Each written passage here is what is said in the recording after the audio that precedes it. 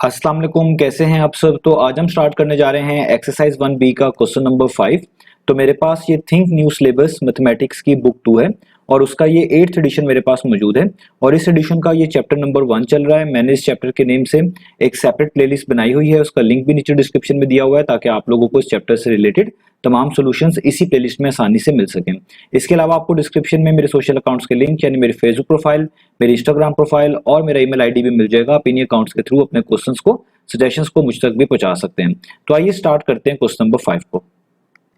तो अब आपको सामने स्क्रीन पर क्वेश्चन नंबर 5 की जो स्टेटमेंट है वो भी लिखी हुई नजर आ रही है, नीचे पार्ट नंबर ए भी मेंशन नजर आ रहा है। सबसे पहले हम क्वेश्चन नंबर 5 की स्टेटमेंट को रीड करते हैं, समझते हैं, फिर पार्ट नंबर ए से स्टार्ट लेते हैं।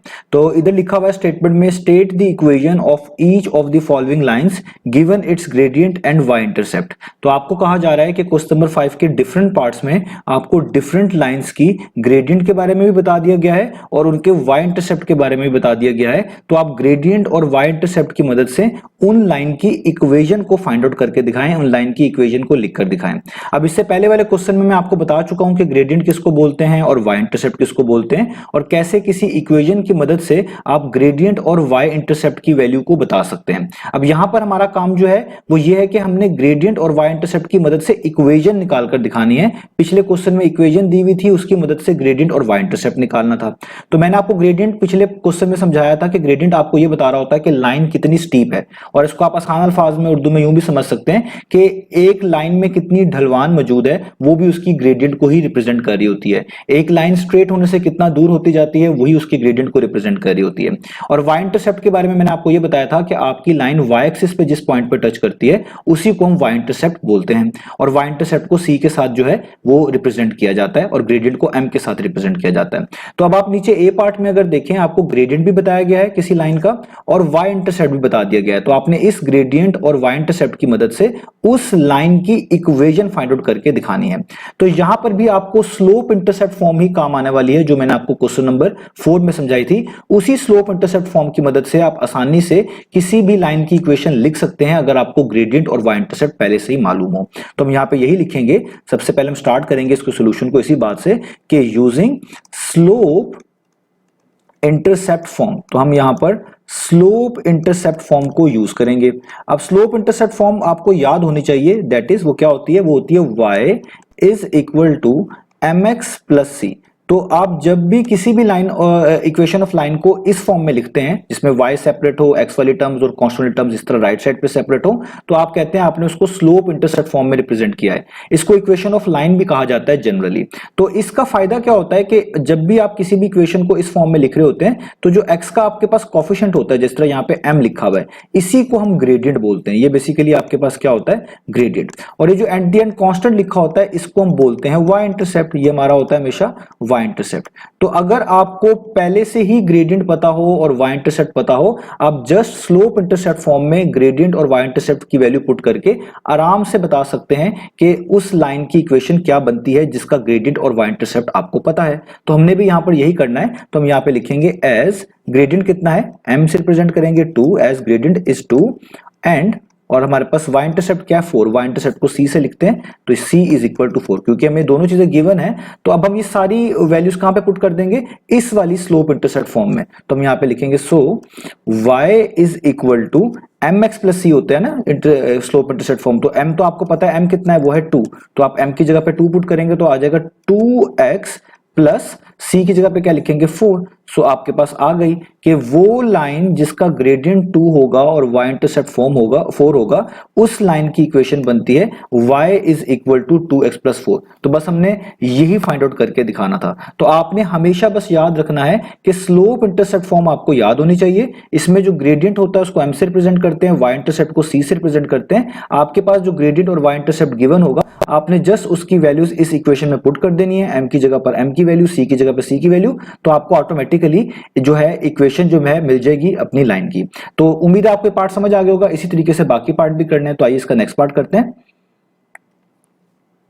तो अब आपको सामने स्क्रीन पर पार्ट नंबर बी लिखा हुआ नजर आ रहा है। यहाँ पे मेंशन्ड है ग्रेडियंट जो है -2 है और y इंटरसेप्ट कितना है -4। तो अगेन इस ग्रेडियंट और y इंटरसेप्ट की मदद से आपने जो है इक्वेशन ऑफ द लाइन को लिखकर दिखाना है। तो अगेन जिस तरह पिछले पार्ट्स में किया वैसे ही करेंगे। हम सबसे पहले लिखेंगे कि हम यूज करने जा रहे हैं स्लोप इंटरसेप्ट फॉर्म। तो हम यहाँ पे लिखेंगे using slope intercept form, using slope intercept form. और ये आपको याद रखनी है कि स्लोप इंटरसेप्ट फॉर्म किसको बोलते हैं, ये बोलते हैं y is equal to mx plus c को, और इसमें m ग्रेडियंट होता है और c को y इंटरसेप्ट कहा जा रहा होता है। तो आपके पास ग्रेडियंट क्या है, आप यहाँ पे लिख लें कि हमारे पास जो ग्रेडियंट है वो -2 है। ग्रेडियंट को m से रिप्रेजेंट करते हैं तो आप लिखेंगे m इज इक्वल टू -2।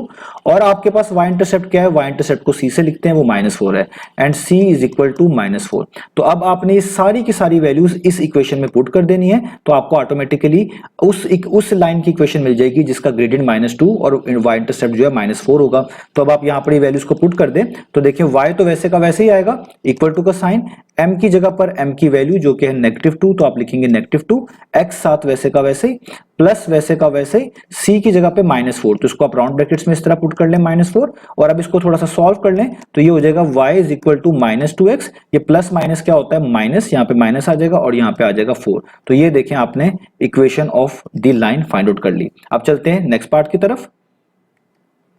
तो अब आपको सामने स्क्रीन पर पार्ट नंबर सी लिखा हुआ नजर आ रहा है। तो यहां पे भी पिछली पार्ट्स की तरह ही करेंगे।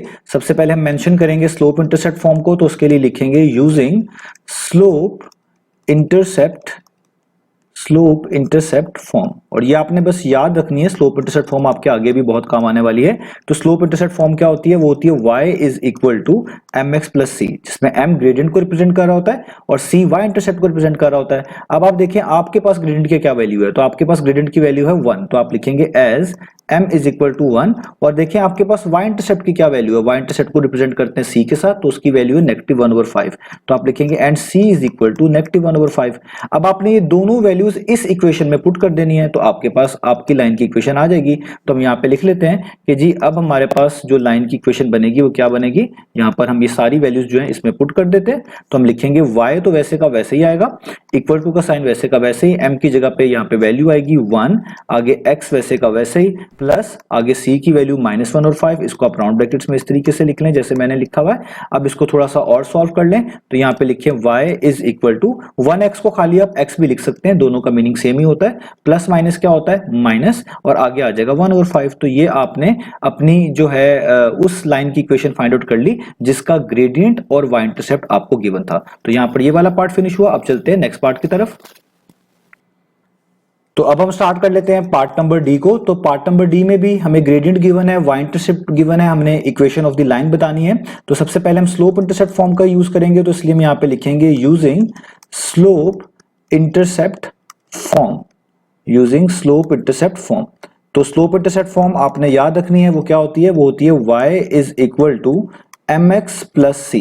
तो इसमें m ग्रेडियंट होता है, c y इंटरसेप्ट होता है। तो आप देखिए आपके पास ग्रेडियंट क्या गिवन है, तो आपके पास ग्रेडियंट गिवन है -1, तो आप ग्रेडियंट को m से रिप्रेजेंट करते हैं, तो आपके पास m की वैल्यू है -1, और y इंटरसेप्ट को c से रिप्रेजेंट करते हैं, वो आपके पास कितना है 3.78। तो आप लिखेंगे as c is equal to 3.78।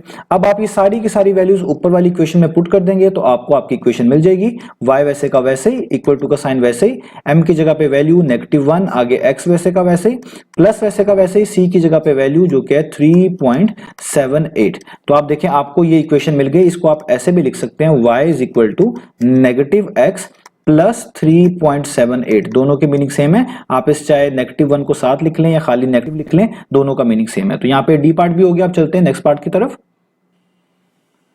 तो अब आपको सामने स्क्रीन पर पार्ट नंबर ई लिखा हुआ नजर आ रहा है। तो यहां पर भी आपको ग्रेडियंट गिवन है -2/3 और y इंटरसेप्ट इस बार गिवन है 0। तो इन दोनों चीजों की मदद से आपने लाइन की इक्वेशन बतानी है। तो अगेन पिछले पार्ट्स की तरह ही करेंगे। हम यहाँ पे लिखेंगे using slope intercept form, using slope intercept form. और ये स्लोप इंटरसेप्ट फॉर्म अब आपको याद होगी, इसको क्या बोलते हैं, इसको हम लिखते हैं y is equal to mx plus C, जिसमें m ग्रेडियंट को शो कर रहा होता है और c y इंटरसेप्ट को शो कर रहा होता है। तो हमारे पास जो ग्रेडियंट गिवन है वो -2/3 है, ग्रेडियंट को हम m से लिखते हैं तो हम यहाँ पे लिखेंगे m की वैल्यू है -2/3, और जो हमारे पास c है उसको बोलते हैं y इंटरसेप्ट, वो हमारे पास 0 गिवन है तो हम लिखेंगे c इज इक्वल टू 0।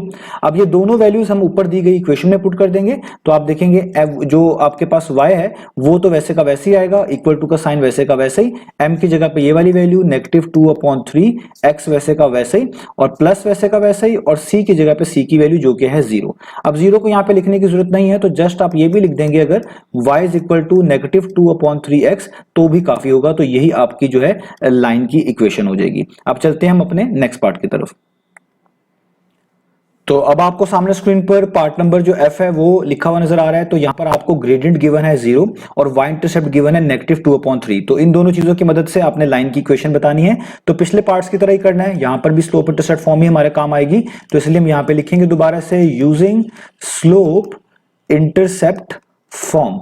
और स्लोप इंटरसेप्ट फॉर्म क्या होती है ये अब आपको याद होगी, वो बोलते हैं y is equal to mx plus c को।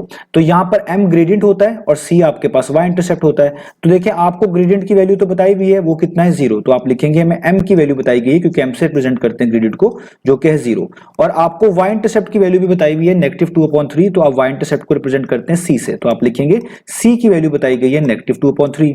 अब ये दोनों की दोनों वैल्यूज आप यहां पर इस इक्वेशन में पुट कर देंगे तो आपके पास लाइन की इक्वेशन आ जाएगी। तो y वैसे का वैसे ही आएगा, m की जगह पे जाहिर बात है 0 पुट करेंगे, आगे x वैसे का वैसे ही, प्लस का साइन c की जगह पर आप c की वैल्यू जो कि है -2/3 वो आप पुट कर देंगे। अब आप आगे लेकर चलते हैं चीजों को। तो यहां पर y वैसे का वैसे ही, 0x का मतलब 0 ही होता है, याद रखिएगा 0 मल्टीप्लाई बाय x का मतलब 0 ही है। तो आप इसको चाहे लिख लें या ना लिखें इससे कोई फर्क नहीं पड़ता।